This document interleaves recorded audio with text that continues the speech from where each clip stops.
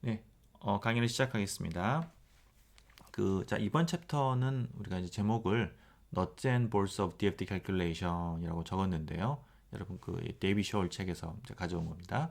자, Nuts and Bolts라고 하는 거는 이제 우리가 practical detail 어떤 것들을 우리가 작업을 수행하기 위한 실무적인 디테일을 영어 표현으로 Nuts and Bolts라고 이렇게 얘기를 하는데 다시 말하면 우리가 DFT 계산을 수행하기 위해서 우리가 이제 만져야 되는 어떤 그런 가장 핵심적인 파라미터들, 그래서 컷오프 에너지, 뭐 K 포인트, 그다음에 이제 알고리즘과 그다음에 어떤 EDIFF 이런 우리가 이제 파라미터들을 어떻게 우리가 그러니까 어떻게 이런 파라미터들이 결정이 되고 어떻게 우리가 갖다 조절을 해야 되는지 이제 그런 것들에 대한 얘기가 되겠어요.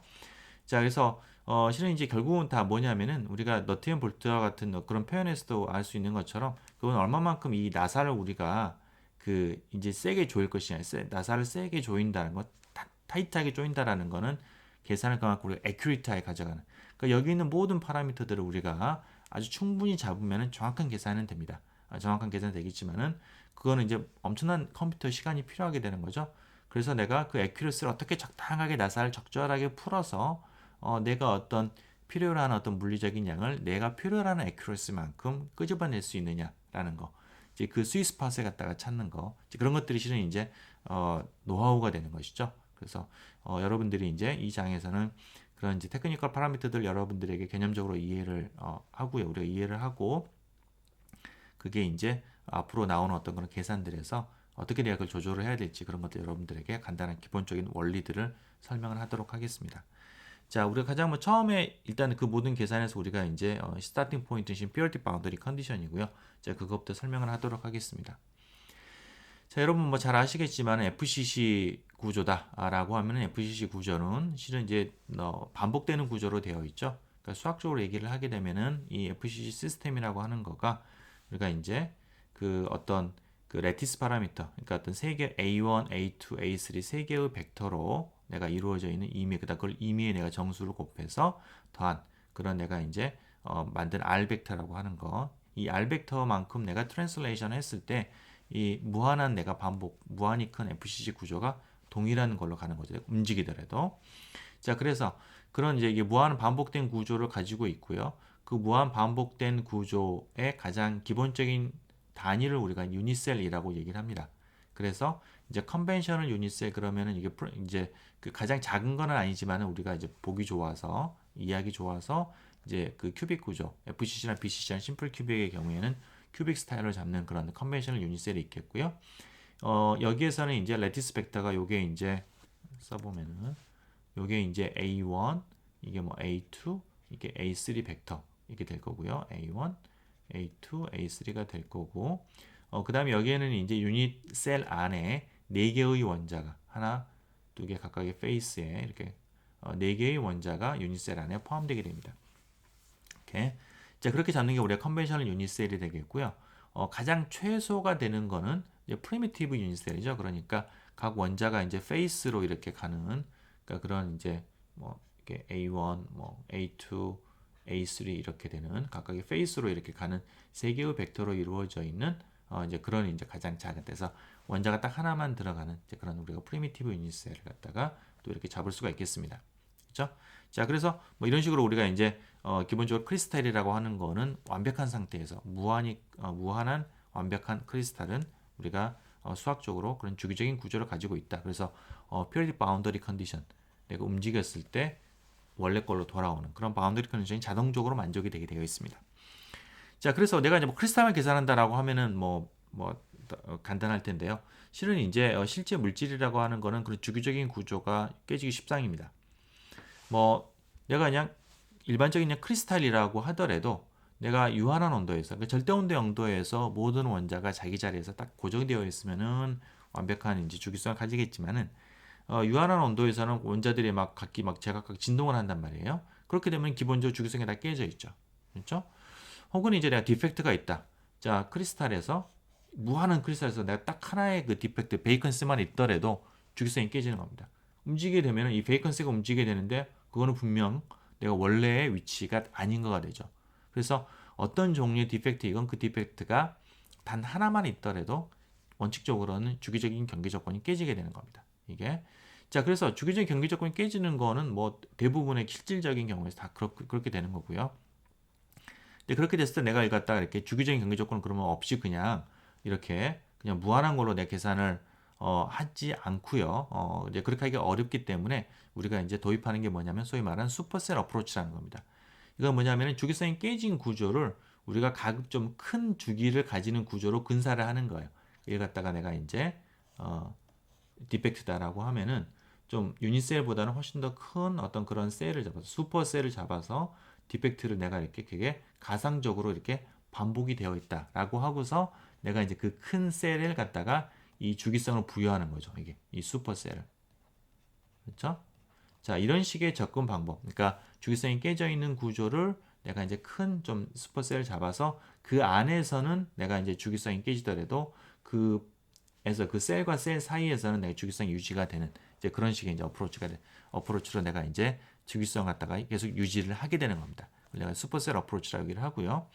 자, 그와 같은 이제 슈퍼셀 어프로치를 통해서 자꾸 PBC를 계속해서 가져가고 싶은 이유는 뭐냐면은 퓨리 바운더리 컨디션이 수학적으로는 편해요. 이제 이게 뭘 비교를 한 거냐면은 보통 이런 디펙트가 있을 때 우리가 이제 하나 또 다른 접근 방법이 뭐냐면은 소위 말하는 클러스터 어프로치라는 건데, 그러니까 내가 디펙트를 하나 가운데 갖다 놓고 물질을 만든 다음에 밖을 내가 그냥 백큐엄 같은 거로 놓는 겁니다. 그리고 이제 적당하게 서피스는 내가 이제 이렇게 어떤 뭐 패시베이션을 시킨다 할지 이렇게 해서 적당한 클러스터로 내가 묘사를 하는, 이렇게 되면 주기성을 내가 이제 가지고 갈 필요는 없겠죠. 그래서 그런 클러스터 어프로치에 비해서는 여러 가지 면에서 수학적인 면에서 편리하다라는 거는 좀 이피션트하다. 더 내가 이제 빨리 계산할 수 있다는 얘기가 되겠어요. 그래서 이제 그런 오픈 바운더리 컨디션에 비해서 우리가 퓨리 바운더리 컨디션은 항상 우리가 이제 가지고 가고 싶은 겁니다. 그다음번에 이제 그렇게 했을 때 우리가 항상 늘 하는 고민은 뭐냐면 슈퍼셀 갖다가 얼마나 크게 잡을 것이냐. 물론 크면은 클수록 내가 이제 그 어떤 이 인위적으로 디펙트를 배열한 그 아티팩트가 점점 효과가 작아질 테니까 이제 뭐 크게 잡으면 좋겠지만은 마찬가지로 시간이 많이 걸리는 거니까 그걸 최선으로 잡아야 되는 거죠. 그죠? 그래서 이제 그거는 이제 시스템마다 내 케이스마다 좀 내가 여러 가지 테스트나 어떤 많이 쓰이는 어떤 그런 값들을 이제 써야 되겠지만은 보통 이제 룰 오브 썸은 뭐냐면은 한 7에서 10옹스트롱 정도. 그러니까 어떤 내가 이 어떤 주기성을 깨트리는 어떤 뭐 디펙터 같은 그런 구조들이 한 7에서 10옹스트롱 떨어져 있으면은 그러면은 이들 디펙트와 디펙트들 사이에 충분히 간격이 멀어서 내가 이제 그거 갖다가 이제 뭐 무한히 떨어진 걸로 근사를 하는 것과 큰 차이가 없게 되는 이제 그런 사이즈가 되겠어요. 그래서 보통 우리 1나노미터 그 전후로에서 우리가 슈퍼셀의 랭스를 잡게 됩니다. 하지만 이거는 어디까지나 우리가 케어풀하게 체크가 돼야 되는 부분이고요. 여러분들 그런 거는 이제 앞으로 좀 우리가 좀 얘기를 할 겁니다. 그다음에 이제 슈퍼셀을 잡을 때 보통 우리가 이제 큐빅 구조를 많이 잡아요. 그러니까 이제 이렇게 뭐 여기서 보는 것처럼 내가 이제 뭐 이렇게 그냥 큐빅으로 뭐 FCC든 아니면 어떤 디펙트이거나 이것다가 내가 이제 심플 큐빅 스타일의 그런 내가 이제 이거를 잡는데 이제 그렇게 하는 거는 좀 편하죠. 이거 분석하기에 어떤 디펙트가 있다 그러면은 그걸 내가 분석하기도 편하고 이제 하는데, 근데 이제 그 어떤 계산의 코스트적인 측면에서는 내가 이제 중요한 거는 그 이제 디펙트와 디펙트들 사이에 그 거리가 최대한 다 떨어지면서 작게 잡는 게 내가 이제 어떤 뭐랄까 이코노믹한 어떤 그런 선택이 될 텐데, 그런 측면에서 보면은 심플 큐빅보다는 FCC 형태로 그러니까 디펙트를 갖다가 이렇게 심플 큐빅으로 안 넣고 디펙트를 이런 식으로 내가 이제 FCC 스타일로 배치를 하게 되면은 그러면은 이게 FCC가 가장 컴팩트한 구조니까 HCP랑 같이 그 디펙트들 사이의 간격을 최대한대로 하면서 가장 최소로 잡을 수 있는 셀이기는 해요. 이게 자, 그래서 여러분 큐빅 셀은 우리가 이제 편의상 잡지만은 내가 정말 이 어떤 계산에 그걸 갖다가 내가 이제 쥐어 짜야 되는 그런 상황이다라고 하면은 좀 더 내가 좀 이렇게 FCC랄지 그런 형태를 내가 혹은 이제 그 프리미티브 셀의 형태에 따라서 이게 이제 좀 다른 형태도 나오기도 하는데 조금 그거는 뒤쪽으로 디펙트 얘기를 할 때 이제 그런 얘기를 한번 보도록 하는데요. 다른 선택도 가능하다라는 거 여러분들이 좀 염두를 두시면 되겠습니다. 자, 그것도 이제 슈퍼셀 어프로치를 가지고 또 우리가 확장을 하면은요, 그게 이제 우리가 그 실은 주기성이 아예 없는 혹은 이제 모든 방향으로는 주기적이지 않은 그런 우리가 소위 말하는 로우 디멘셔널 시스템을 갖다가 우리가 또한 연구를 할 수가 있습니다. 예를 들어 가지고 우리가 이제 2D, 그러니까 이제 서피스다 어떤 내가 이제 크리스탈의 표면이거나요. 아니면은 이제 2D 머티리얼이다, 무슨 MOS2다, 아니면은 뭐 그래핀이다, 이와 같은 어떤 내가 이제 2D 머티리얼 같으면은 그러면은 이제 그거는 그래서 뭐 내가 뭐 그래핀이다라고 하면은 이 XY 방향으로는 그래핀의 XY 방향으로는 주기성이 있죠. 근데 Z 방향으로는 한 장짜리니까 주기성이 없는 겁니다. 그렇죠? 그런 거 MOS도 마찬가지고요. 서피스 같은 것도 우리가 원래는 이제 그러니까 밑에 쪽으로는 우리가 벌크니까 세미 인피니트한 그런 이제 우리가 물질이 놓여 있고요. 위쪽으로는 백큐밍 게 서피스가 되는데 이것도 마찬가지. XY 방향으로는 아이고. 맞죠. XY 방향으로는 이게 주기적인데 이게 서피스 노멀한 방향으로는 주기적이지 않죠. 그죠? 그래서 한쪽으로 이제 깨져 있는 이런 경우에는 그쪽 방향으로 내가 이제 슈퍼셀을 도입을 하는 겁니다. 그래서 내가 이제 서피스 같으면은 이게 슬랩을 만들어 가지고 슬랩을 만들어서 그러니까 이제 서피스를 이쪽 양쪽에 두 개를 만드는 거죠. 뒤쪽 서피스 얘기할 때 나오겠지만 다시 한번 이런 식으로 슬랩을 만들어서 한다거나 뭐 2D 머티리얼도 마찬가지로 내가 이렇게 2D 머티리얼을 XY 방향으로 놓고 Z 방향으로는 그냥 백큐엄을 널찍하게 놓고서 반복을 하는 겁니다. 그러면은 내가 마찬가지로 periodic boundary 컨디션을 유지할 수가 있겠죠.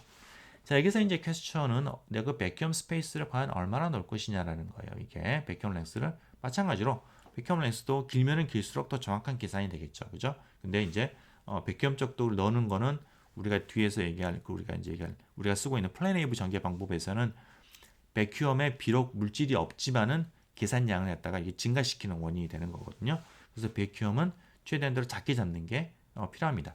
자, 그랬을 때 이제 우리가 뭐 Z 방향으로 보게 되면은 내가 예를 들어서 이제 슈퍼셀이 이렇게 되어 있다. Z 방향으로 되어 있다고 하고 내가 이제 뭐 물질이 2D 머티리얼이 이렇게 놓여 있다라고 하면은 그러면 이 이제 레이어하고 레이어 뭐 그래핀이다. 뭐 그래핀과 그래핀 사이 인터랙션이 없어야 되는데 이제 그러려고 하면은 이제 우리가 두 가지 타입의 인터랙션이 있거든요. 하나는 케미컬 인터랙션, 그건 직접적인 어떤 그런 어떤 오비탈의 우리가 오버랩에 의해서 이제 이게 서로 상호작용하는 것 이건데 실은 케미컬 인터랙션은 우리가 뭐 아주 많이 잡아도 4옹스트롱 정도면은 웬만한 엘리먼트들 사이에는 4옹스트롱 이상이면은 거의 케미컬한 인터랙션은 없습니다. 웨이브 펑션이라는 게 이게 원자의 핵의 거리가 멀어지면서 익스포넨셜하게 감소를 하는 거기 때문에 이게 이제 조금만 거리가 멀어져도 거의 오비탈 오버랩은 거의 없어요. 없어가지고 실은 케미컬 인터랙션은 한 4옹스트롱 정도만 돼도 충분한데 근데 문제는 이제 어떤 차지에 의한 예를 들어서 이게 만약에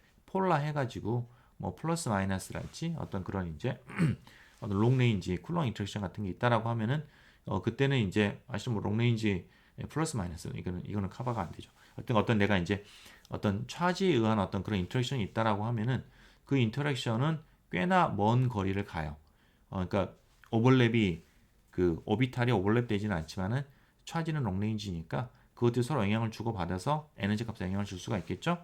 물론 우리가 그 중에서 이제 뒤에 나오겠지만 다이폴은 우리가 거의 없앨 수가 있겠지만은 다이폴 이상의 어떤 쿼드러플이나 이런 것들은 우리가 없애기 어렵기 때문에 그것들 사이 인터랙션은 조금 더 우리가 약화시킬 수 있는 그런 것들을 담보할 수 있는 거리를 잡는 게 필요하고요. 그게 대략 이제 룰 오브 썸이 한 그것도 마찬가지로 한 7에서 10옹스트롱 정도 뭐 잡으면은 뭐 대충 충분합니다. 이거는 뭐 거의 뭐 픽스되어 있는 그런 거가 되겠고요. 뭐 웬만한 거는 우리가 이제 요거 이상 키울 필요는 없습니다. 자, 그렇고 그 다음에 이제 예를 들어서 2D가 아니라 1D 시스템, 카본 나노튜브처럼 이제 이쪽 방향으로 엑시스 방향으로는 주기적인데 그거 이제 오소고나나 방향으로는 주기적이 않은 것. 이런 경우도 마찬가지로 이 XY 방향으로 우리가 슈퍼셀을 갖다가 도입을 해서 그쪽 방향으로 리피트를 하는 거죠. 나노튜브로 이렇게. 그렇죠? 그리고 이제 나노튜브와 튜브 사이는 충분한 간격을 떨어뜨려서 케미컬 앤 피지컬 인터랙션이 없도록 우리가 그렇게 잡는 겁니다. 이렇게. 혹은 더 나아가서 우리가 이제 분자나 뭐 나노 클러스터 같은 거는 뭐 퀀텀 닷 이런 걸 다룬다라고 하면은 그때는 이제 모든 방향으로 우리가 이제 그 슈퍼셀을 백큐엄을 도입을 하면 되겠죠. 그렇죠? 자, 그래서 이제 그런 것도 이제 다룰 수가 있게 되는 겁니다. 자, 그래서 우리가 이제 백큐엄을 도입을 함으로써 우리가 로우 디멘셔널 시스템, 저차원 시스템에서도 마찬가지로 우리가 PBC를 도입할 수 있다라는 거가 되겠어요. 자, 그런 이제 그래서 다시 말하면 이제 우리가 타는 거는 다시 말하면 거의 어떤 머티리얼 간에 우리가 원래 이제 인헤런트하게 피리어딕일 수도 있겠고 그렇지 않은 경우에는 우리가 이제 그 슈퍼셀 방법을 통해서 주기성을 도입을 할 수가 있는 거죠. 자, 그래서 어쨌든 우리는 피리어딕 시스템에 대해서 이제 콘샵 이퀘이션을 우리가 이제 푸는 겁니다. 자, 그럼 우리가 지난 챕터에서 했던 콘샵 이퀘이션을 가져와 가지고 써봤어요. 이렇게. 자, 그러면은 이제 운동 에너지, 그 다음에 이제 이온에 의한 쿨링 포텐셜, 이걸 슈터 포텐셜로 우리가 근사를 했었죠. 그 다음에 이제 일렉트론 차지에 의한 고전적인 하트리 포텐셜, 그 다음에 이제 퀀텀 미케니컬한 이펙트를 넣은 익스체인지 코릴레이션, 내가 이제 포텐셜이 되겠고요. 이거는 우리가 이제 LDA나 GGA 같은 걸 써가지고 로컬한 함수로 우리가 그거를 이제 근사하는 게 되겠습니다. 자, 요 세 가지 포텐셜 합을 우리가 이제 뭉뚱그려서 이제 VR이라고 이제 앞으로 쓸 텐데요. 핵심은 뭐냐면은 이 VR이 우리가 주기성을 가진다라는 거예요. 이게 이제 R이라는 거 다시 말하면 우리가 이제 완벽한 크리스탈 같으면은 우리가 이제 원래 이제 그 레티스 파라미터가 그게 이제 R이 될 텐데요. 이미 R이 될 텐데 슈퍼셀 어프로치에서는 우리가 잡은 그 슈퍼셀의 그 레티스 그거가 작은 거가 아니고 큰 그 레티스 파라미터가 여기서 말하는 이런 주기성을 주는 이제 그게 되겠어요. 그래서 포텐셜이 주기적이 된다라는 거예요. 자, 이게 포텐셜이 주기적이 되는 이유는 이제 원자 배열이 주기적으로 돼 있으면 첫 번째 이온에 의한 포텐셜이 주기적입니다. 당연히 이온에 의한 포텐셜은 원자에 의해서 만들어지는 건데 그 원자의 배열이 내가 움직였을 때 동일하다라는 거는 당연히 그거를 위한 포텐셜, 그게 원래 오리지널한 올 일렉트론 포텐셜이건 아니면은 수도 포텐셜이건 상관이 없이 당연히 동일한 주기성을 가져야 되는 거겠고요. 자, 그 다음번에는 이제 여기 하트리 포텐셜하고 익스체인지 콜레이션은 일렉트론 덴시티에 의해서 결정이 되는데 이 일렉트론의 덴시티라고 하는 거는 내가 이제 원자 배열이 어떤 일정한 규칙성을 가지고 있으면은 그러면 일렉트론 덴시티도 당연히 동일한 그런 주기성을 가지고 있어야 됩니다. 이게 똑같아 보이지 않는데 주기성을 가지고 있는 거예요. 이렇게 덴시티도 마찬가지로 이게 그거는 이제 덴시티라고 하는 거가 우리가 이제 observable 우리가 관측할 수 있는 물리는 아니고요. 이렇게 우리 시스템이 완벽하게 이렇게 내가 주기성을 가지고 있으면은 그러면은 마찬가지로 그거에 들어가 있는 우리가 거기에서 우리가 뽑아낼 수 있는 관측할 수 있는 양들은 똑같은 주기성을 가져야 됩니다. 일렉트론 덴시티는 우리가 관측할 수 있는 양이에요. 예를 들어서 우리가 여러분들 STM 같은 걸 통해 가지고 쭉 스캔을 해보면은 대충 일렉트론 덴시티를 우리가 클라우드를 갖다 볼 수가 있죠. 그죠? 관측 가능한 양입니다. 엑스레이에도 마찬가지. 엑스레이라도 우리가 이제 일렉트론 덴시티를 갖다가 매핑을 하고요. 관측 가능한 양이 그런 데 된다라는 겁니다. 이제 실은 그렇지 않은 건 이제 파동함수인데 바로 다음에 나오겠지만 파동함수의 경우에는 주기적이지 않아요. 이게 그 덴시티는 주기적이더라도 자, 그래서 어쨌든 간에 덴시티가 마찬가지로 덴시티도 동일한 주기성을 가지고 있기 때문에 그걸로 만들어지는 하트리 포텐셜이나 익스체인지 코릴레이션 포텐셜도 마찬가지로 그런 주기성을 가지고 있어야 되는 겁니다. 이게 그렇죠? 자, 그래서 결과적으로 그 내가 이 세 포텐셜 합친 내가 VR 뭉뚱그린 전체 그 일렉트론이 느끼는 그 포텐셜은 주기적이다라는 거가 되겠어요. 그렇죠? 자, 그래서 우리가 이제 이거 갖다가 이제 우리가 앞으로는 이제 몇 장 뒤에서 전개할 그 이제 수식에서는 조금 바꿔가지고 이제 옛날 강의 자료는 아토믹 유닛이 아니라 그냥 일반적인 유닛을 써가지고 그냥 키네틱 에너지를 마이너스 2n분의 하바적으로 쓰고요.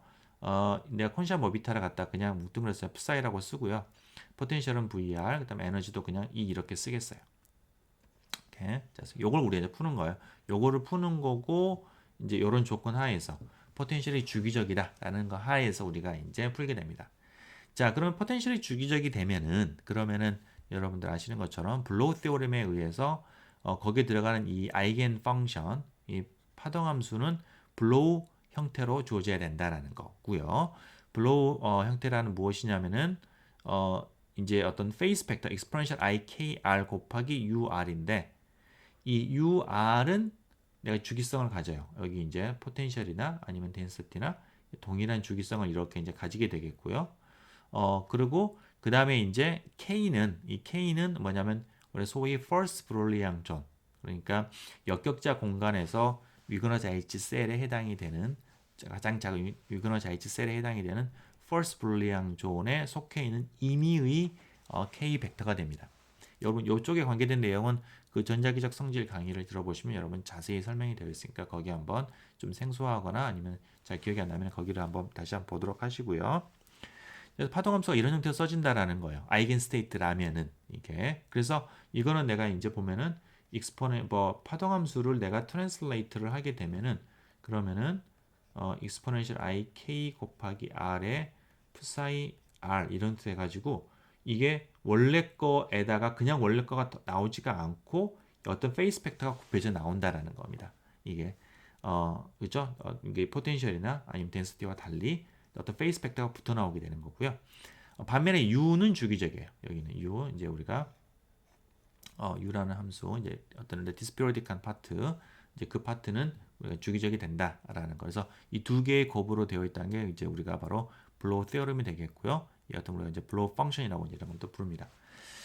자, 그래서 이런 형태로 우리가 페이드 돼야 되기 때문에 그럼 이걸 형태로 우리가 여기다가 놓고서 조금만 더 전개를 한번 해보면은요. 해보면은 이렇게 되게 써지겠고 그 다음에 이제 여기 있는 거에서 특히 이 미분 오퍼레이터가 이쪽으로 가게 되면 미분이니까 뭐 요거 두 번 미분하고 그 다음에 요거 각각 한 번씩 미분한 거 곱하기 2배 그 다음에 이제 요것만 두 번 미분한 거 이렇게 세 개 항이 나오게 되겠죠. 그죠? 그래서 맨 앞에 거 두 번 미분하면은 마이너스 k 제곱이 나오고요. 그 다음에 이제 한 번씩 미분하면은 ik에다가 이걸 갖다가 이제 라플라시안을 내적한 거.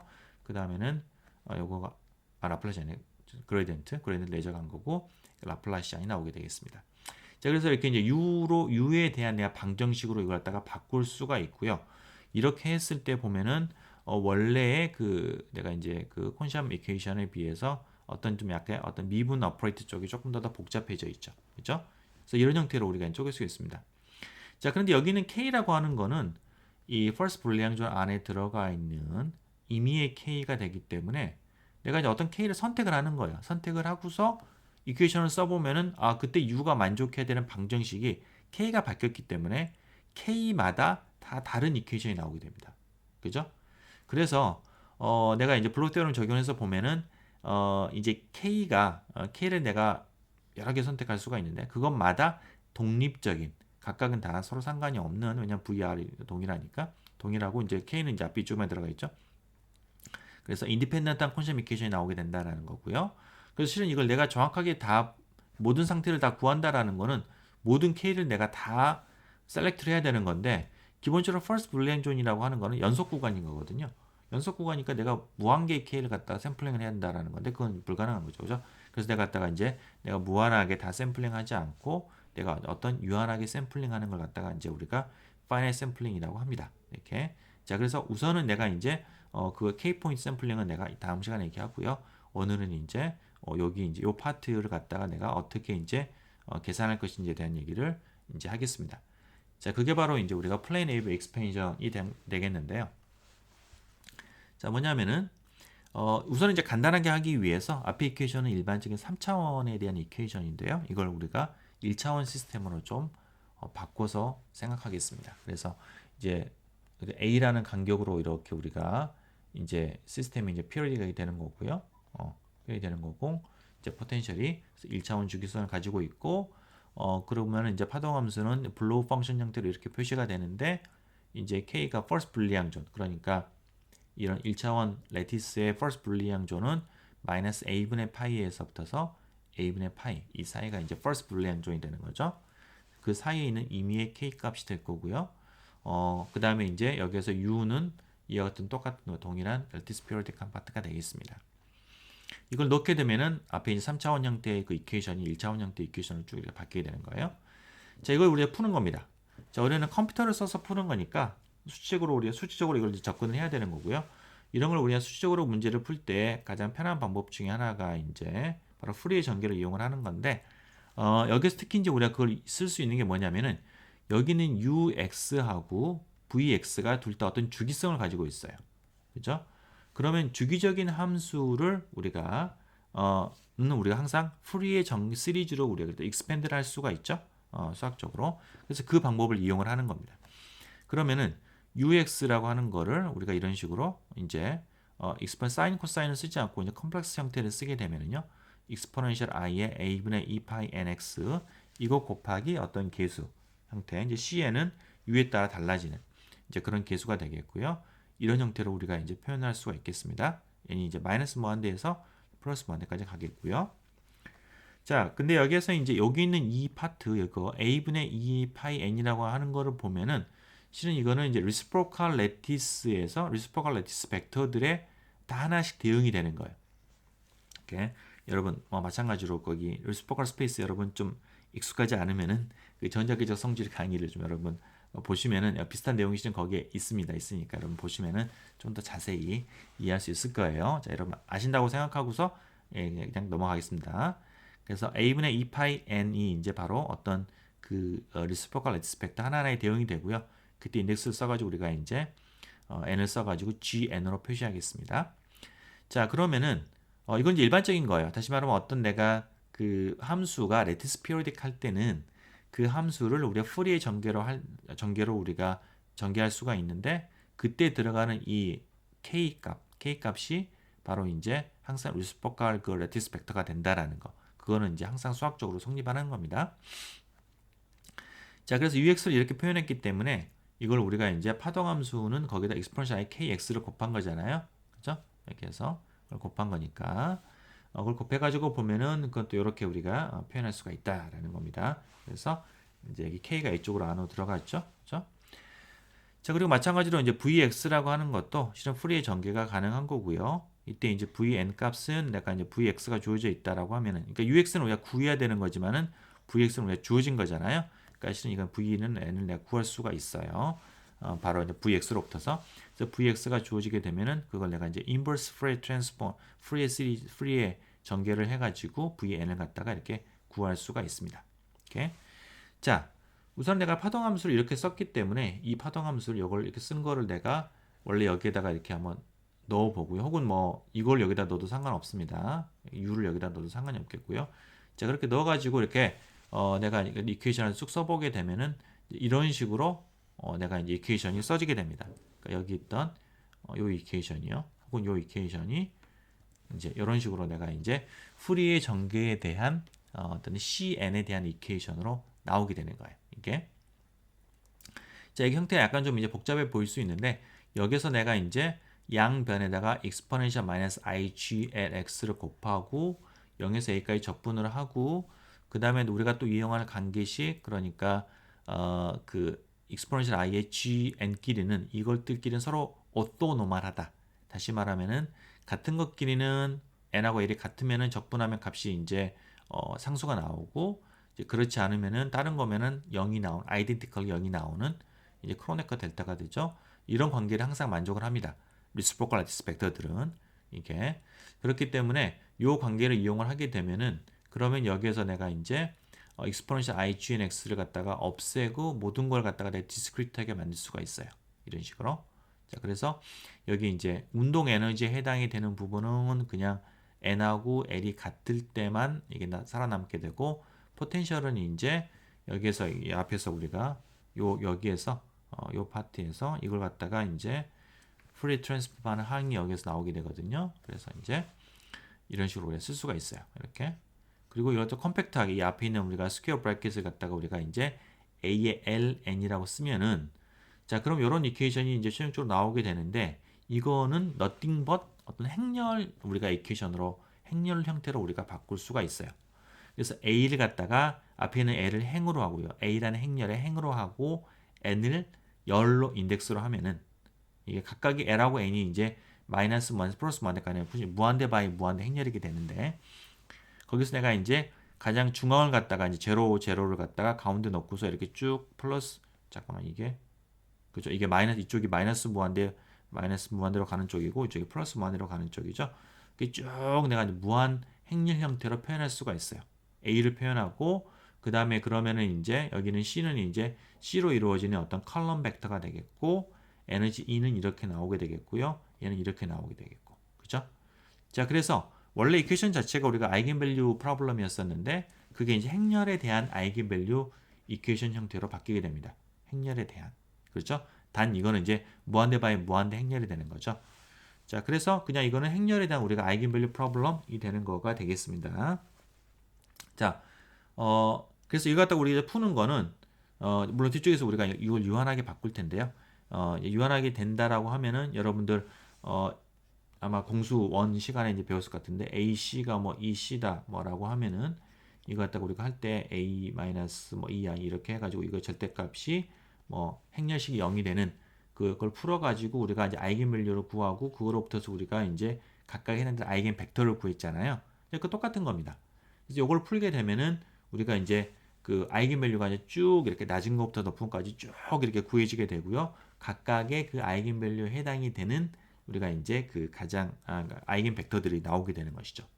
자, 그래서 다시 말하면은 이제 그래서 이제 우리가 1, 2, 3, 4 이런 식으로 우리가 에너지가 낮은 것부터 높은 순으로 우리가 쭉 이렇게 아이겐 밸류가 구해지게 되고요. 실은 이거는 이퀘이션 자체가 지금 k에 의존을 하기 때문에 내가 그 얻어진 값은 실은 이제 k에 의존하는 게 하는 거죠. 그게 아이겐 밸류가 됐건 아이겐 벡터가 됐건 그래서 내가 그 하나하나의 값의 인덱스를 퀀텀 넘버가 되겠죠. 이 시스템에 퀀텀 넘버가 이제 밴드 인덱 우리가 n을 갖다 우리가 이제 밴드 인덱스로 얘기를 하는데 밴드 인덱스와 k 이 두 개를 우리가 이제 일종의 그 각각의 상태의 그 레이블 혹은 이제 우리가 이제 쿼터 넘버라고 이제 부를 수가 있겠습니다. 그래서 이렇게 쭉 구하게 되면은 그러면은 이제 그 콘샴 아이겐 밸류가 구해지게 되고요. 그죠? k에 해당이 되는 n번째 내가 이제 아이겐 밸류와 그거에 해당하는 내가 이제 c를 구하면 u를 구하게 되는 거잖아요. 여기 앞에서 우리가 c를 구하면은 바로 u를 구하게 되는 거고요. 그죠? u를 구하게 되는 거고 여기서부터서 u를 구하면은 바로 파동함수를 구하는 거죠. 그죠? 파동함수가 구해지게 되는 거고 그래서 마찬가지로 이 파동함수도 우리가 인덱스가 n하고 k라는 그런 이제 우리가 이제 퀀텀 넘버를 가지게 되는 겁니다. 이게 자 그래서 그렇게 이제 푸는 거예요. 이렇게 절차적으로 푸는 거고요. 단지 여기서 우리가 이제 언급하고 싶은 거는 우리는 실은 이제 전체 모든 아이겐밸류가 다 필요한 건 아니고 이퀄리브리엄 상태에선 전자는 낮은 것부터서 우리가 퍼미 레벨까지만 채워져 있게 되니까 그러니까 어떤 유한한 개수만이 낮은 에너지에서부터서 유한한 개수의 어떤 아이겐 밸류와 그다음 아이겐 펑션이 필요하다라는 것 이게 다 풀 필요는 없다라는 거가 되겠습니다. 자 그리고 이제 원칙적으로는 여기는 행렬이 실은 무한대 바이 무한대죠. 이게 무한대가 되는 이유는 우리가 이제 이 풀의 전개를 할 때 이거를 실은 마이너스 무한대에서 플러스 무한대까지 전개를 했기 때문에 그렇기 때문에 이게 지금 무한대가 되는 거가 되겠고요. 당연히 무한대는 우리가 컴퓨터로 계산할 수 없으니까 여기서 우리가 컷을 하게 되는 겁니다. 그게 이제 실은 풀의 익스펜션의 우리가 큰 장점이 되는 거죠. 이걸 우리가 이제 시스테매틱하게 어떤 액큐러시를 조절할 수 있다라는 거. 그래서 우리가 이제 이 g 값이 다시 말하면은 이 g의 크기가 리스포컬리티스 벡터가 어떤 크기 이하가 되는 그런 낮은 것부터 그러니까 풀의 전개로 얘기를 하면은 내가 좀 부드럽게 변하는 거죠. 그러니까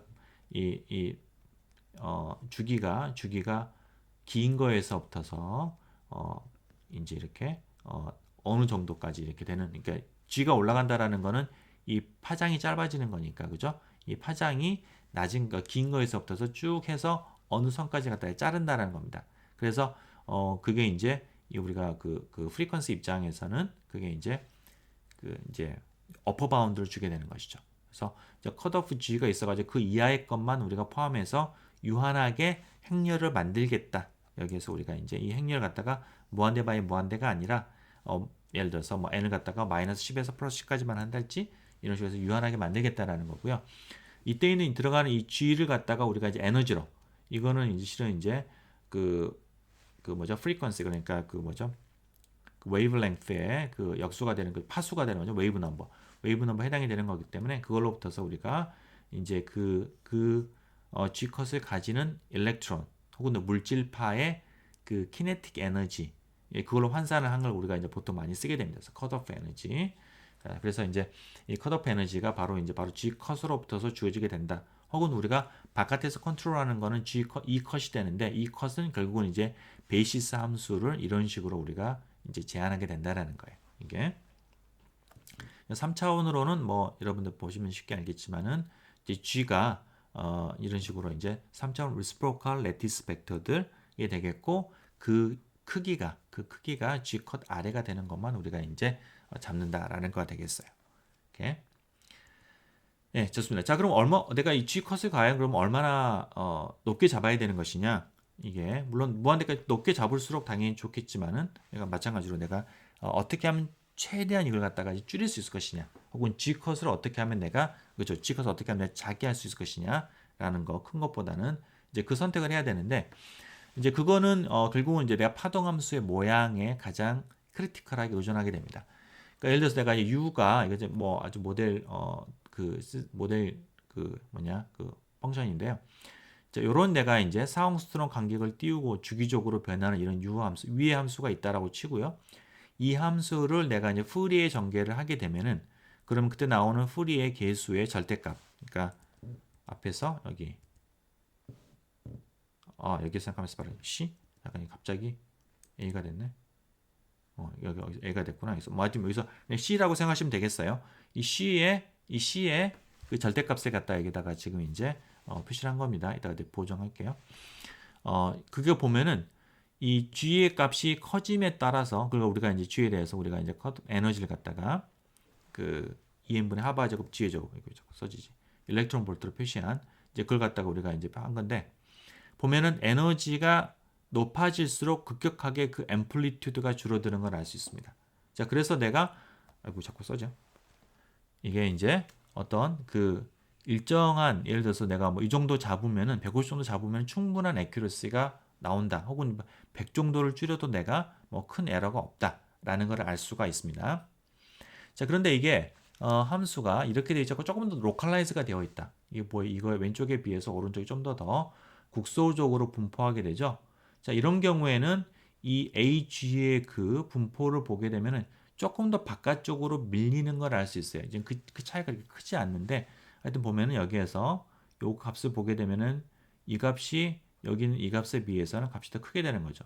자, 그래서 내가 예를 들어서 100 일렉트론 볼트를 예를 들어서 내가 이제 컷오프 에너지로 잡았다라고 하면은 이 경우에는 왼쪽의 경우에는 그게 충분하지만은 오른쪽의 경우에는 그게 좀 부족한 애큐러시가 될 수가 있다라는 거예요.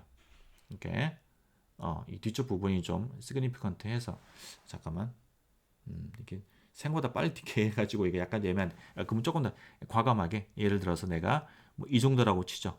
첫 번째 경우에는 이 처음에 3개 하나 2개 3개 정도만 있어도 이게 잘 묘사가 되는데 이 뒤에 쪽 경우에는 보면은 처음에 하나 둘 3개 해가지고는 이 부분을 갖다가 이제 많이 무시를 하게 되는 거고 고로 애큐러시가 낮다. 이게 그건 조금 이제 무리가 있다. 그래서 그때는 컷오프를 늘려야 된다. 이런 판단을 우리가 할 수가 있겠죠. 다시 말하면 이 컷오프 에너지라고 하는 거는 결국은 이제 가장 큰 거는 이 파동함수가 U값, U 파동함수 중에서도 우리가 이제 레티스 피어디컬한 이 파트가 얼마만큼 로컬라이즈 되어 있느냐. 이게 로컬라이즈가 되어 있을수록 이 풀이의 공간에서는 퍼지게 됩니다. 이게 반대로 이게 그 실 공간에서 퍼질수록 풀이의 공간에서는 좁아지게 되어 있고요. 두 개가 항상 리시프로컬 관계에 있습니다. 리얼 스페이스 로컬라이즈 되는 것과 그다음 G 공간에서 로컬라이즈 되는 것 두 개가. 자, 그래서 우리가 이제 그런 그 경우에 따라 상황을 보면서 우리가 그 갖다가 이제 컷오프 에너지를 결정을 해야 된다라는 얘기가 되겠어요. 이렇게. 자, 근데 이제 그 바스벳에서는 기본적으로 컷오프 에너지를 미리 어느 정도는 리즈너블한 값들을 다 잡아놨습니다. 그게 이제 우리가 앞에서도 좀 봤었지만 슈터 포텐셜 안에 그러니까 결국은 이제 아토믹 에너지 계산해 보면은요.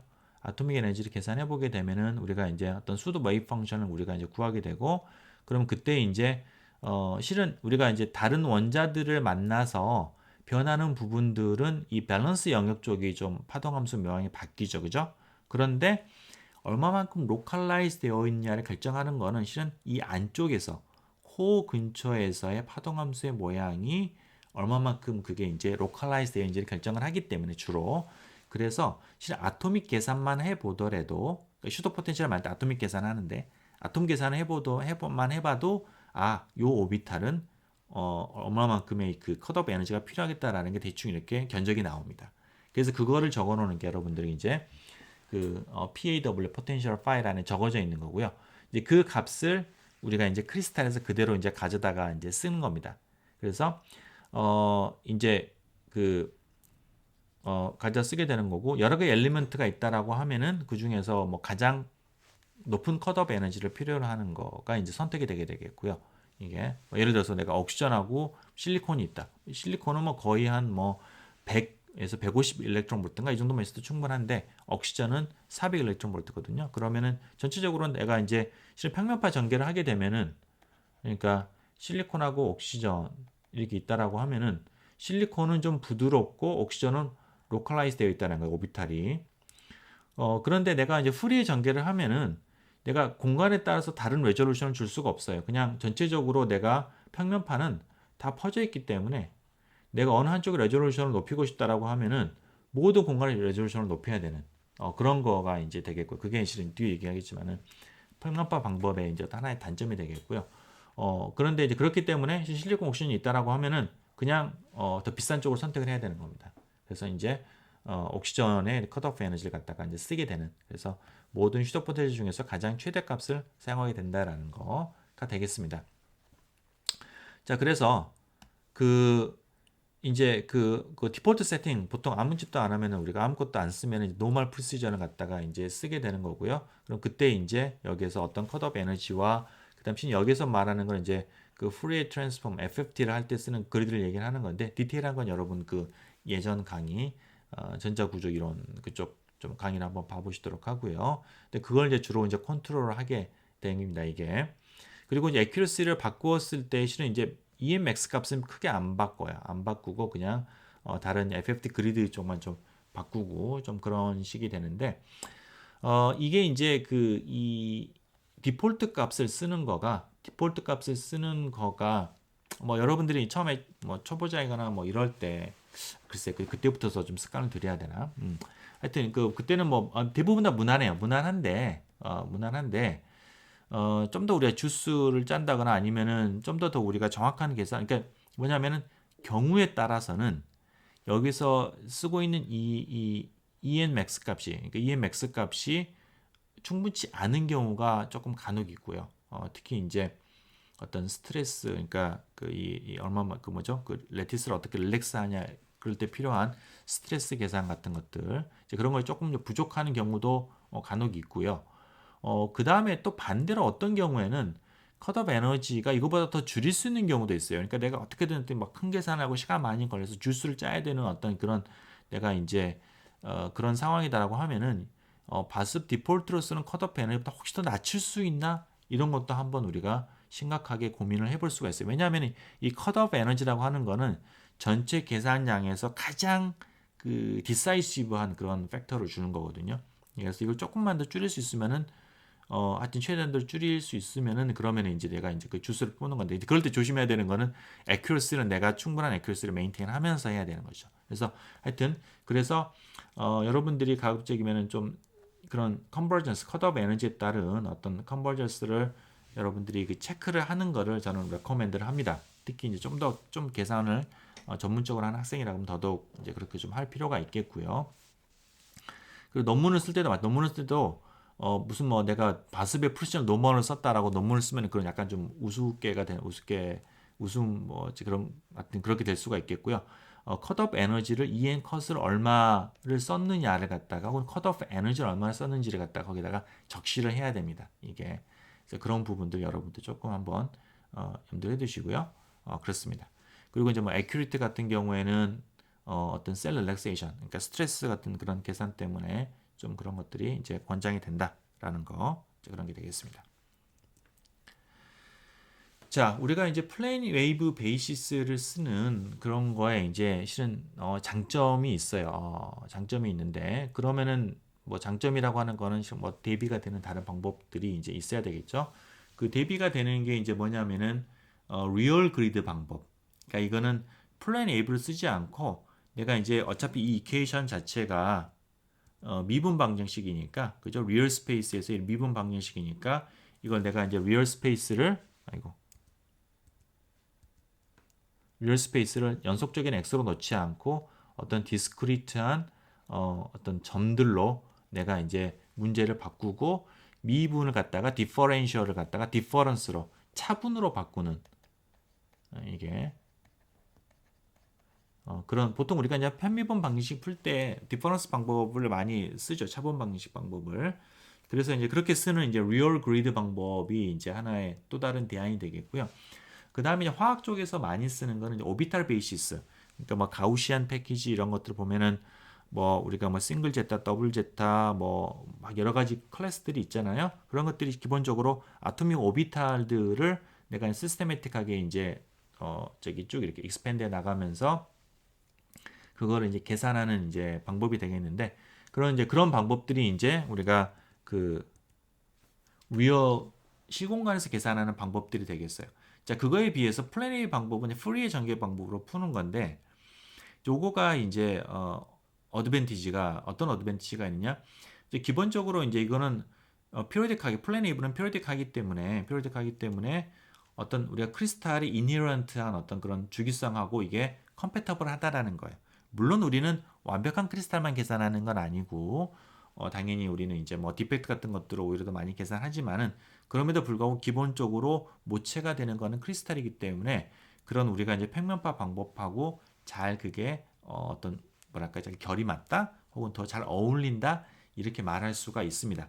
자 그래서 이제 실은 이제 그러면 크리스탈이 아닌 실은 몰레큘 같은 거 분자 같은 시스템에서는 실은 이제 오비탈 베이시스 그러니까 가우시안 같은 게 더 적합할 수가 있겠죠. 때에 따라서는 그게 더 이피션트 하겠고요. 자, 그 다음에 이제 키네틱 에너지 오퍼레이터가 그다음번에 이제 프리의 공간에서 키네틱 에너지 오퍼레이터가 이제 로컬하다라는 거. 자, 그건 무슨 얘기냐면은 우리가 이제 이 키네틱 에너지를 계산하는 분이 미분이니까 복잡하잖아요. 그런데 이 프리의 전개를 하게 되면 여기서 보는 것이 키네틱 에너지가 그냥 어떤 상수를 곱하는 프리의 코피션트, 그러니까 어떤 우리가 구하고자 하는 해에다가 어떤 이렇게 G 공간에서는 이게 로컬하게 되는 거죠. 기본적으로 이게 그렇죠? 그래서 이면 그 exponential i gx라는 그 팩터 때문에 그렇게 되는 거예요. 이게 그래서 거기서 나오게 되는 거죠. 그래서 키네틱 에너지 계산하는 게 미분이라서 어떤 파이널 디퍼런스나 뭐 이런 데서 되게 복잡했던 거가 아주 쉽게 여기에서는 이제 계산이 된다라는 거. 이게 자 그게 이제 하나의 또 하나 큰 장점이 되겠습니다. 네, 잠깐 쉬었습니다. 자, 이어서 좀 해볼게요. 자, 근데 아까지 이제 설명하다 보니까 한 가지 좀 떠올랐는데, 자, 뭐냐면은 그 플래니버 전개 방법의 또 다른 그 중요한 장점 중에 하나가 그 액큐러시가 그냥 컷오프 에너지라고 하는 그냥 하나의 그 파라미터로 의해서 결정이 된다라는 거. 근데 컷오프 에너지 늘리면 정확하는 거, 줄이면 약간 부정확해지는 거. 이런 식으로 좀 단순하다는 그 장점이 되겠고요. 그 대비가 되는 거가 그래서 오비탈 베이시스 여러분들 가우시안 패키지 한번 써보면은 알 수 있는데 거기에서는 베이시스를 컨트롤하는 게 굉장히 경험적입니다. 뭐 싱글 제타, 더블 제타에다 폴라리제이션, 그것도 어떤 타입을 쓰느냐 이런 거에 따라서 그런 것들이 이제 그 시스템마다 물질마다 뭐 좀 많이 달라져서 상당히 복잡해요. 복잡한데 여기에서는 그냥 간단하게 그냥 컷업 에너지 하나로 다 그런 게 컨트롤 된다라는 거 장점이 되겠고요. 키네틱 에너지 같으면은 그 아까 잠깐 설명했던 것처럼 그 이제 원래 운동 에너지라고 하는 거는 미분이니까 내 공간상에서 어떤 이제 함수들 어떤 한 점 값으로만은 안 되고 그 인접한 점들 간의 그 이제 미분 값이 차이가 어떻게 되느냐 그게 다시 미분이 되는 거죠. 그런 차이에 의해서 결정이 되는 건데 그 이제 exponential i 뭐 gx 이런 거는 두 번 미분하면 바로 그냥 마이너스 g의 제곱에 exponential i gx잖아요. 그냥 내가 어느 g에 해당이 됐다는 것만 알면은 그냥 g 저것만 곱하면 되는 거죠. 이게 그래서 그 훨씬 더 미분 오퍼레이션이 그 이 g 공간에서는 이게 로컬하게 된다라는 거, 프리 공간에서는 이제 그런 장점이 분명히 있겠습니다. 그리고 이제 쿨롱 포텐셜도 장점이 있는데 쿨롱 포텐셜이 원래는 이렇게 적분을 하는 건데 이게 보면은 모든 공간에 대한 적분이 다 들어가잖아요. 그러면은 수치적으로는 어떤 이제 컷업을 정해야 되는데 문제는 뭐냐면은 쿨롱 포텐셜은 롱레인지 포텐셜입니다.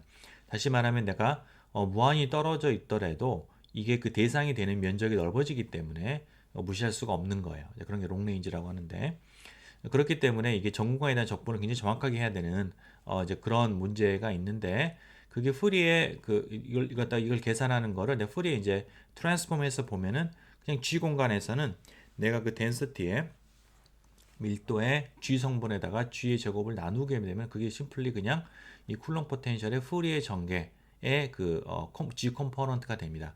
자세한 여러분 앞선 강의를 좀 보시고요. 그래서 이걸 다시 그냥 내가 그 인버스 프리 트랜스폼을 하게 되면은 그러면은 바로 이제 VR이 나오는 거죠. 그래서 쿨롱 포텐셜 그 복잡한 롱레인지 쿨롱 포텐셜을 그냥 우리가 이런 것들이 컨버전 테오렘에서 나오는 건데 컨버전 테오렘은 되게 쉽게 계산할 수가 있다라는 거. 그 다음에 이제 병렬화가 쉽다라는 점, 이건 컴퓨테이션을 계산하는 측면인데요.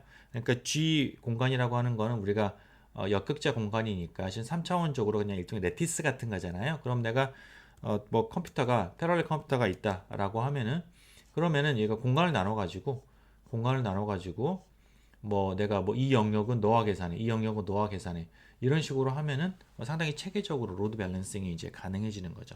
물론 이제 K 포인트를 우리가 나누는 방법도 있겠지만은 G 공간을 나누는 게 이제 로드 밸런싱에 이제 뭐 쉽다라는 거, 이제 그런 장점이 있겠습니다. 반면에 이제 베이시스가 오비탈, 로컬 오비탈 같으면은 여러 가지 뭐 복잡하고 어떤 거는 뭐 D 오비탈, 어떤 거는 S 오비탈이었기 때문에 나누기도 되게 간단치가 않고요. 그런 이제 점이 있겠습니다. 그 다음에 이제 물론 어떤 그 계산들은 리얼 스페이스에서 계산하는 게 또 효율적인 게 있어요. 예를 들어 가지고 내가 밀도를 계산한다고 쳐봅시다. 나한테 파동함수가 있어요. 근데 각각의 전자들에 해당되는 파동함수가 있고 밀도를 계산한다라고 하면은 실공간에서 내가 파동함수를 알고 있으면은 그걸 절대값 제곱을 한 다음에, 이게 절대값 제곱이죠. 그걸 다 그냥 전자에 대해서 더하면 됩니다. 오큐파이 된 전자에 대해서. 그러면 로컬하게 R 공간에서 정의가 돼요. 자, 근데 이걸 내가 프리의 공간에서 계산한다라고 하면은 이런 식으로 프리의 컴포넌트에 대한 썸이 한 번 더 들어가게 됩니다. 그죠? 그러니까 여기는 지금 i에 대한 썸뿐만 아니라 이게 들어가기 때문에 계산이 훨씬 더 많이 걸리는 거죠. 이게 그래서 어떤 계산, 이게 덴시티 같은 게 하나의 예인 거고, 또 다른 것들은 이제 그뭐 어떤 뭐죠? 그 파동함수하고 뭐 로컬 포텐셜이나 아니면 넌로컬 프로젝트를 지금 계산하는 것도 마찬가지, 다 실공간에서 또 계산이 용이한 건데, 자 그런 경우에 요걸 실공간에서 요걸 갖다가 이제 그 실공간 계산을 하고 싶다라고 하면은 내가 파동함수를 G 공간의 파동함수를 실 공간으로 내가 바꿔야 되는데요. 바꿔야 되는데 그게 원래는 이제 인버스 프레이 트랜스폼이 되는 거죠. 이게 프레이 트랜스폼이고 인버스 프레이 트랜스폼. 그 인버스 프레이 트랜스폼이 원래는 굉장히 비싼 계산이에요. 굉장히 시간이 많이 걸리는데 그 소위 말하는 패스트 프레이 트랜스폼이라는 기술이 있습니다. 그것 또한 여러분 앞선 강의를 보면은 자세히 설명이 되는데요.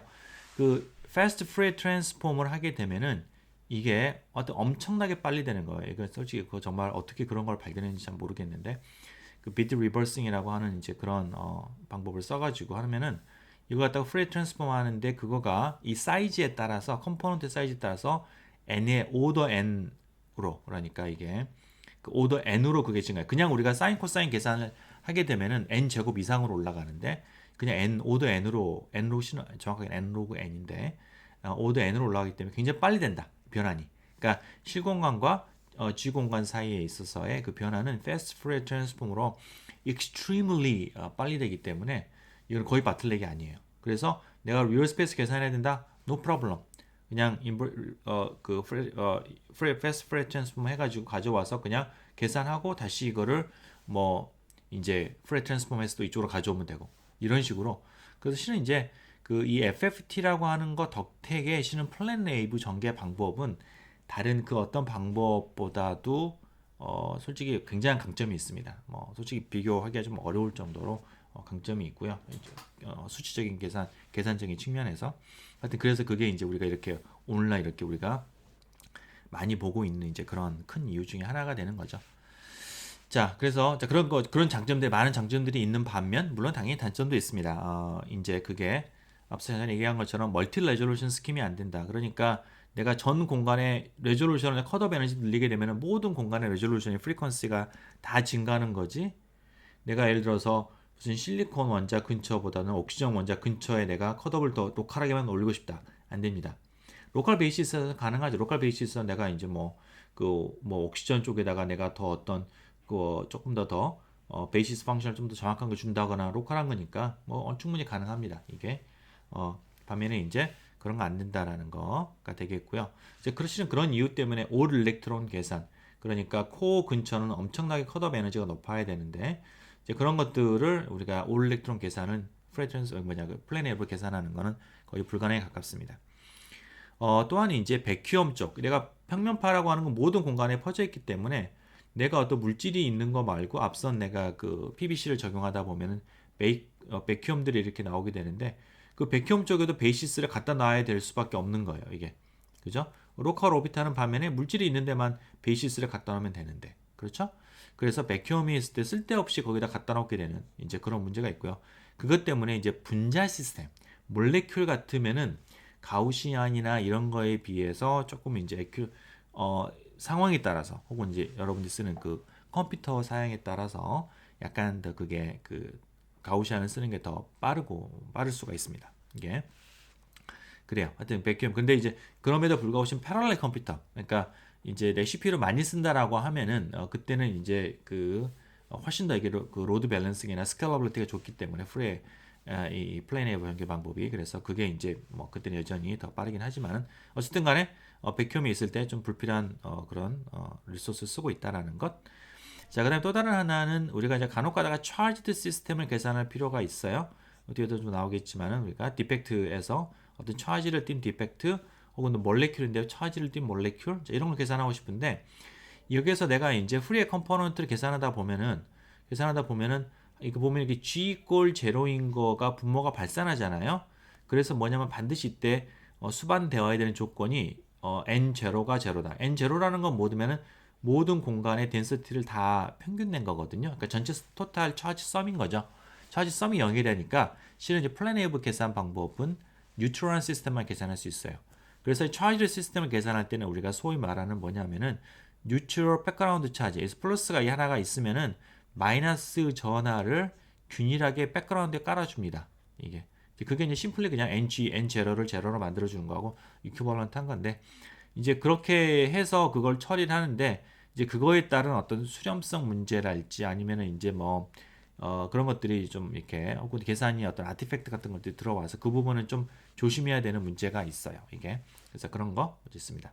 자, 그래서 그럼에도 불구하고 단점이 이렇게 작은데 장점이 훨씬 많기 때문에 여전히 우리가 지금 많이 쓰고 있는 거가 되겠습니다. 자, 그래요. 자, 그래서 컷오프 에너지 그럼 우리가 뭐 그 컨트롤하는 걸 배웠었고, 뭐 어떤 거를 보고서 우리가 컷오프 에너지를 정할 것이냐라는 거, 그 컨버전스 크라이테리언이 어떻게 되느냐라는 거를 좀 보면은요. 실은 이제 컷오프 에너지뿐만 아니라 우리가 뒤에서 이제 K 포인트 그다음번에 어떤 셀프 컨시스턴트한 계산할 때 쓰는 그 EDIFF라는 그런 이제 어떤 톨러런스 값들, 스레시홀드 값 이런 값들이 우리가 있는데 이런 값들이 결과적으로 우리가 어떤 계산을 하건 우리는 무언가에 관심이 있어서 계산하는 거죠. 그죠? 어떤 내 구조를 알고 싶을 수도 있겠고 표면과 분자의 흡착 에너지를 알고 싶은 걸 수도 있겠고 나는 뭐 버크 모듈러스를 갖다가 알고 싶은 걸 수도 있는데 결국은 이런 테크니컬한 컴퓨테이셔널 파라미터에 따라서 이런 양들이 어떻게 영향을 받느냐.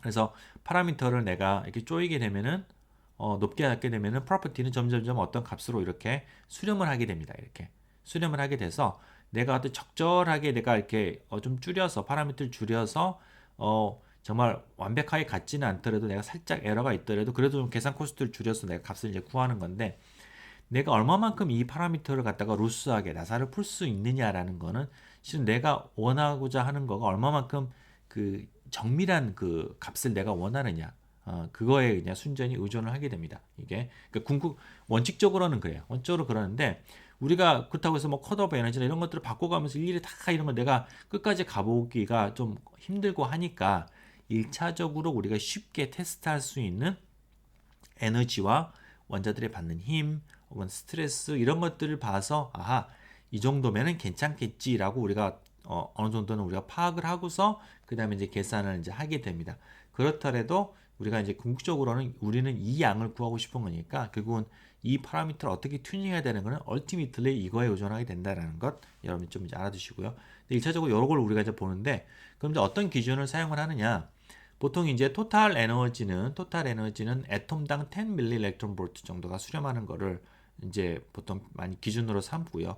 뭐 저희 연구실은 이제 그렇게 하고 뭐 약간 사람 어떤 약간 그거마다 조금 다르긴 하는데 우리는 이 정도로 대충 써가지고 이제 하고요. 아주 액큐레이트한 건 아니지만은 그래도 뭐 많은 경우에 상당히 좀 믿을 만한 그런 결과를 주고 있고요. 그 다음에 이제 폴스는 조금 이따 얘기하겠습니다. 이제 폴스는 이제 안 쓰고 있는데 주로 그 스트레스 텐서를 갖다가 우리가 이제 스트레스 텐서는 이제 스트레스 텐서 컴포넌트가 하나가 10kB 정도 뭐 그 정도 이내로 수렴을 했을 때 이제 그 정도로 우리가 이제 이제 수렴의 어떤 기준으로 삼습니다. 단 스트레스 텐서라고 하는 거는 여러분들이 이제 내가 레티스 파라미터를 릴렉스 해야 되는 그런 상황에서만 좀 체크를 하고, 왜냐하면 더 타이트한 거기 때문에. 그래서 이제 보통은 이제 에너지로 우리가 이제 많이 보게 됩니다. 이렇게 자, 그래서 10밀리 일렉트론 볼트. 우선 그 전에 이제 우리가 왜 아토믹 폴스를 안 쓰냐? 많은 그룹들이 또 아토믹 폴스를 갖다가 또 이제 수렴의 기준으로 삼을 수도 있는데, 여기 저희가 해보면 이제 문제가 뭐냐면은, 이 아토믹 폴스는 그 값의 그 변화가 좀 커요. 그러니까 내가 조금만 이퀄리브리엄에서 벗어났어도 이게 뭐 1 일렉트론 볼트 퍼 앙스트롱 쉽게 올라가게 되고, 그럼 내가 수렴의 기준을 어떻게 잡아야 될 것이냐? 예를 들어서 무슨 얘기냐면은, 내가 어떤 주어진 어떤 포지션이나 어떤 위치에서 현재 값이 예를 들어서 대략 한 뭐 0. 내가 1 일렉트론 볼트 퍼 앙스트롱 정도의 내가 오더예요. 자, 그렇다라고 하면은 내가 이제 수렴의 기준을 예를 들어서 0.0 내가 뭐 52B 0.02B 퍼 앙스트롱 정도를 내가 수렴의 어떤 그런 스레이숄드 값으로 삼는다. 리즈너블 합니다. 자, 그런데 내가 현재 어떤 원자가 받는 힘이 현재 상황에서 내가 1 EB 퍼 앙스트롱이다 라고 하면은, 이걸 갖다가 내가 이제 1 EB 퍼 앙스트롱인데, 이걸 내가 0.02 EB 퍼 앙스트롱 정도의 에큐러시로 이 포스를 내가 수렴을 시키려고 하면은, 그러니까 1.5 거의 뭐 0 수소점에 두 자가 내려가야 되는 거죠. 이것보다 훨씬 더 타이트한 그런 어떤 계산, 내가 그 나사를 조여야 된다라는 거예요. 그렇죠? 그리고 그건 실은 불필요할 가능성이 크다라는, 거기까지 타이트하게 하는 거는.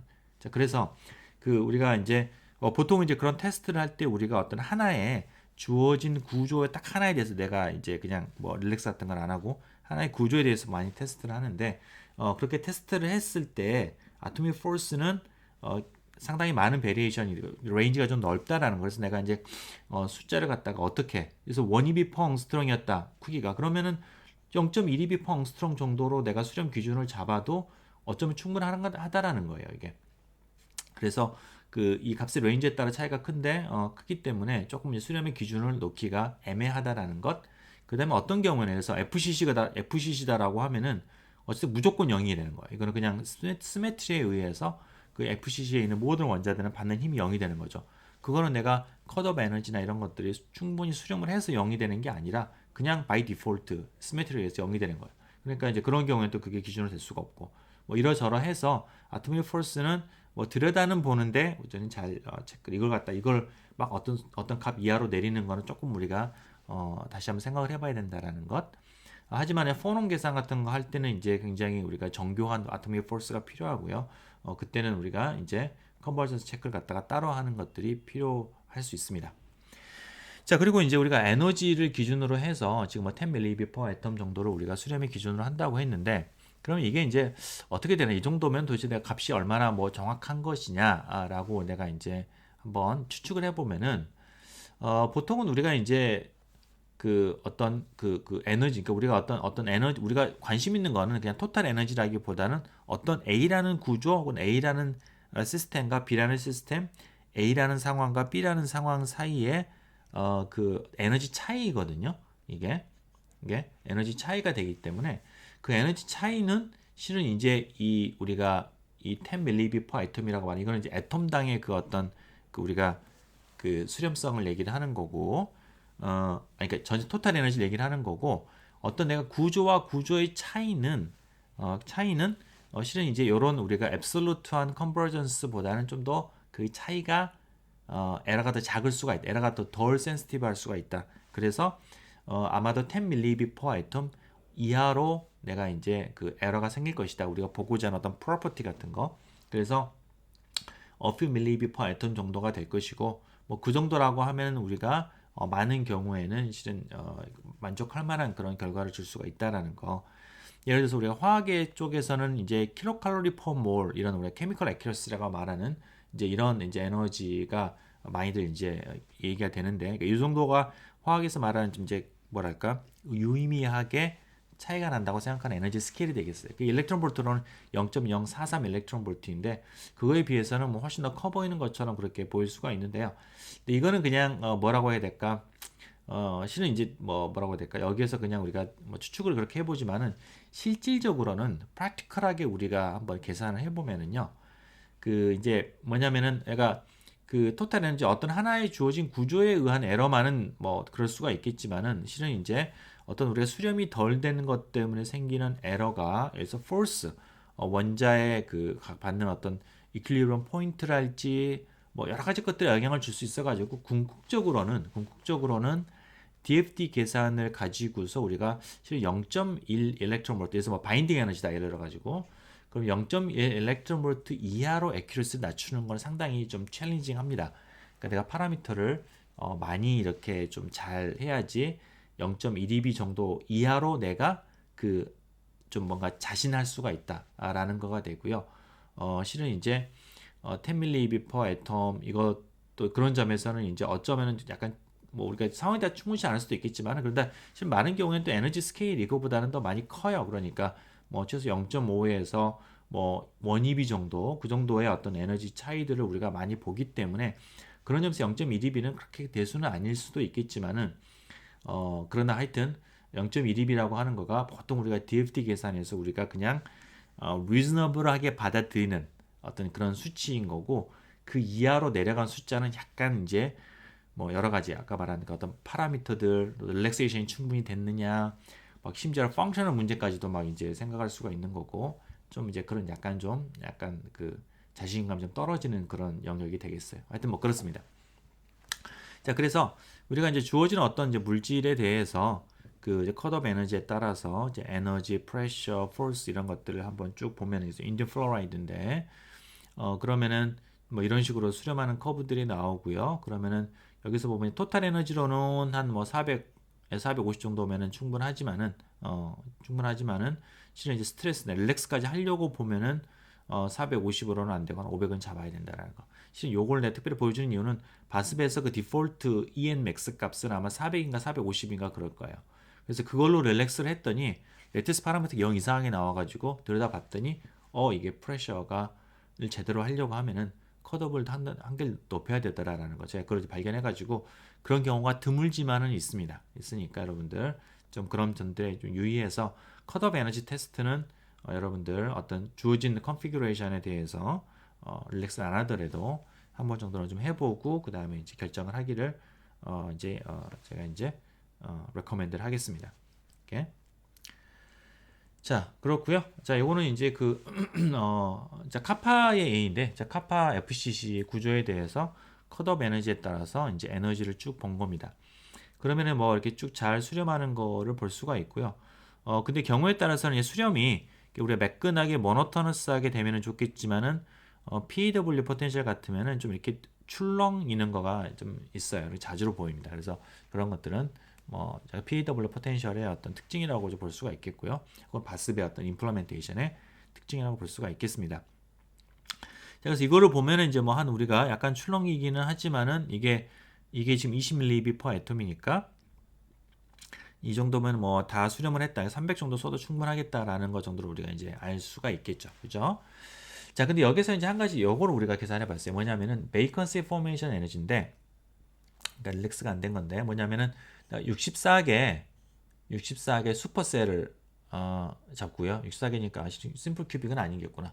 FCC가 되겠네요. 뭐 하여튼 그 이제 슈퍼셀을 잡고서 내가 이제 그 여기는 말짱하게 다 모든 원자가 다 이제 그대로 있는 FCC 구조로 퍼펙트하게 있는 거고 이쪽은 이제 베이컨시가 있는 겁니다. 베이컨시 하나 넣고서 원자 하나 뽕 빼고서 그 다음에는 이제 그 릴렉스는 안 한 거예요. 하고서 이제 그걸 요로 상태의 포메이션 에너지를 계산하는 겁니다. 이제 이걸 계산하는 거는 이게 이제 하나를 뺐으니까 63개의 원자잖아요. 63개에서 64개 원자를 계산하는 거에서 요걸 이제 내가 나눠가지고 원자당 에너지를 갖다가 계산을 하고 63을 곱해서 빼면은 그게 디펙트 포메이션 에너지예요. 여러분 그 인트로덕션 투 그 강좌에서 한번 했던 건데, 자 그거를 한번 계산해 보면은 요게 이제 컷오프 에너지에 따라서 쭉 계산을 한 건데 보면은 자 어떤 걸 알 수 있냐면은 자 아까는 우리가 여기 토탈 에너지만 놓고 보면은 그러면은 300 정도는 돼야지 내가 10mV per atom으로 들어왔고요. 250 일렉트론 볼트의 컷오프를 쓰게 되면은 수렴한 값에 비해서 뭐 여기서 여기까지 지금 뭐 100mV per atom이니까요. 100mV per atom 100mV 그러니까 0.1eV 정도가 지금 차이가 나는 그런 걸로 보이잖아요. 근데 포메이션 에너지는 보면 어때요? 포메이션 에너지는 그 에러가 0.01이에요. 에러가. 그죠? 그러니까 토탈 에너지는 에러가 0.12b 있지만은 이게 그 포메이션 디펙트 포메이션 에너지 0.012b라는 거예요. 이거는 이제 에러 캔슬레이션이 되는 거죠, 이게. 그러니까 이게 우리 이렇게 이해해 볼 수가 있어요. 자, 뭐냐면은 자, 내가 FCC하고 이거 물론 이때 둘 다 할 때 같은 컷업을 쓰는 거예요. 자, 아까 내가 컷업 에너지를 자 250에서 자 300, 뭐 500으로 쭉 늘렸다 수렴된 값으로 늘린다고 했을 때 파동 함수가 어떤 부분에서 조금 이제 부정확하게 250을 썼을 때 부정확하게 좀 기술되는 부분이 있겠죠. 모양이 약간 좀 약간 하이 프리퀀시가 빠졌으니까 약간 다를 텐데 그 다름으로 해서 생기는 그 에러는 실은 이제 이게 모든 원자들에 다 이제 공통적으로 있는 거일 거고요. 그 다음에 그건 이쪽에 베이컨스가 있는 쪽에서도 동일하게 있는 거예요. 예를 들어서 그런 것들이 약간 이제 어떤 부분에서 어떻게 에러가 있었다라고 하면은 여기에서 동일하게 그런 에러 패턴이 나오는 거고요. 그러면은 여기에서 250에서 500으로 감으로써 더 웨이브 펑션이 정교해지는 그 에러는 그 임프루먼트는 여기나 동일하다라는 거죠. 근데 내가 근데 여기서 이때 지금 관심 있는 거는 차이니까 빼는 거는 그 에러가 생기는 부분은 공동적으로 빠진다는 거예요. 이게 그래서 실은 그 둘 사이의 그 에러 차이는 실은 토탈 에너지의 그 수렴성보다도 더 작은 값이 나오는 게 보통 이제 많이들 그렇습니다. 이걸 우리가 이제 시스테매틱한 에러 캔슬레이션이다. 랜덤한 게 아니라 이게 뭔가 에러가 생기는 부분들이 공통적이기 때문에 생기는 어떤 그런 이제 특징이라는 거고요. 이런 것들이 많이 나오고 그래서 이런 것들 여러분들이 염두를 해두면은 이 컷오프 에너지랄지 실은 우리가 뒤에서 나올 것 어떤 실은 K 포인트 같은 것도 심각한 문제이긴 한데 K 포인트를 선택을 할 때 좀 내가 컴프로마이즈 하는 게 가능해요. 좀 이제 액큐러시를 떨어뜨리는 듯 하지만은 그러나 내가 원하고자 하는 그 양에서 그 값에 대한 액큐러시는 충분한 경우 그런 경우들이 많습니다. 그래서 여러분들이 좀 직접 테스트를 해보고 내가 좀 시간이 많이 걸리는 것 같다라고 하면은 이런 테스트를 세퍼레이트하게 해서 한번 이제 좀 적용을 해보는 게 해도 뭐 해보는 것도 이제 하나의 방법일 수가 있겠죠. 물론 늘 조심해야 됩니다. 그러니까 그렇게 내가 이제 난 뭔가 하나가 내가 지금 뭔가 리스크를 걸었다라는 거 컷업을 낮춤으로 해서 안전하지 않은 뭐 내가 어떤 그 길을 갈지도 모른다라는 그런 이제 것을 염두를 해두는데 뭐 그런 것만 잘 내가 이제 어떤 그 결과만 좀 들여다보면서 큰 에러가 없기만 하다고 하면은 뭐 없으면은 그 우리가 이제 믿을 만한 그런 데이터가 나올 수가 있겠습니다. 그래서 뭐 하여튼 그런 여러분들이 이제 상황에 따라서 잘 이제 판단을 좀 하면은 되겠습니다. 자, 그리고 이제 넘어가기 전에 그 한 가지 이제 우리가 그 프리의 전개를 얘기를 했으니까 한 가지 앞에 슈도 포텐셜에서 관계된 내용 하나만 좀 언급을 하고 넘어갈게요. 뭐냐면 슈도 포텐셜에서 우리가 앞에서 얘기할 때 넌로컬 프로젝터라는 게 나온다 그랬어요. 그러니까 내가 이제 이게 어떤 컷오프 레이디어스라는 게 있고 또 웨이브 펑션이 이렇게 있는데 그걸 내가 수다이즈를 하고 그래서 이제 이 안쪽에서 이런 것들을 내가 이제 어떤 보정을 해주는 혹은 이제 뭐 오비탈 같은 것들 디텍트를 해주는 어떤 프로젝터가 있는데 그 계산하다 보면 이제 그 프로젝터하고 우리 그 프로젝터를 뭐 내가 베타라고 얘기를 하면은요 그 베타랑 여기 있는 파동함수랑 내적을 하는 계산을 상당히 많이 해야 됩니다. 많이 해야 되는데 그 부분에 대해서 우리가 이제 계산 바스벳의 어떤 테크닉이 하나가 있어서 잠깐 좀 이렇게 언급을 하면은요 바스 매뉴얼 페이지인데요 이제 프로젝션 계산하는 건데 이게 이런 양을 이제 계산하는 거죠. 이런 양을 계산하는 건데 이제 원칙적으로는 내가 이제 파동함수를 이제 풀에 전개를 했고요. 그렇기 때문에 이제 내적이니까 내가 그러다가 이제 베타 너너컬 프로젝트도 마찬가지로 내가 이제 풀의 컴포넌트로 표시를 했을 때 그때 이제 G로 내가 썸메이션을 하면은 그러면 이제 프로젝션을 계산을 하는 거가 됩니다.